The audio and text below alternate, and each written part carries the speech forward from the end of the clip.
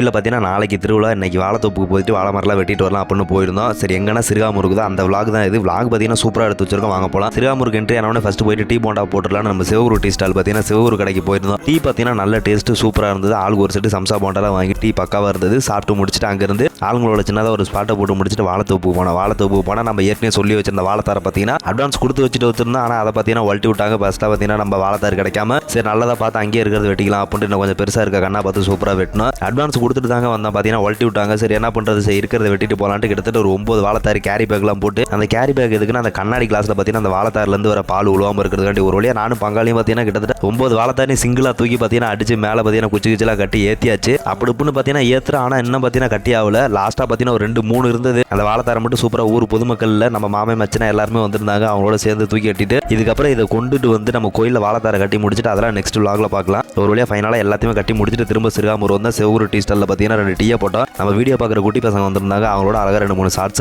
எடுத்து முடிச்சுட்டு நம்ம அதுக்கப்புறம் சம்சா வந்து கொஞ்சம் பார்சல் சொல்லியிருந்தோம், அதையும் வாங்கிட்டோம். எல்லாமே நல்ல டேஸ்ட்டில் இருந்த அந்த கடையில். சரி வாங்கிட்டு நம்ம ஏரியாவுக்கு வந்து திரும்ப வாழை மரத்தில் பார்த்தீங்கன்னா திருவிழாவுக்கு வைக்கணுங்கிறதுக்காக வந்தாச்சு. இது அப்படியே கண்டினியூ பண்ணலாம். திருவிழா அன்னைக்கு vlogல பார்க்கலாம்.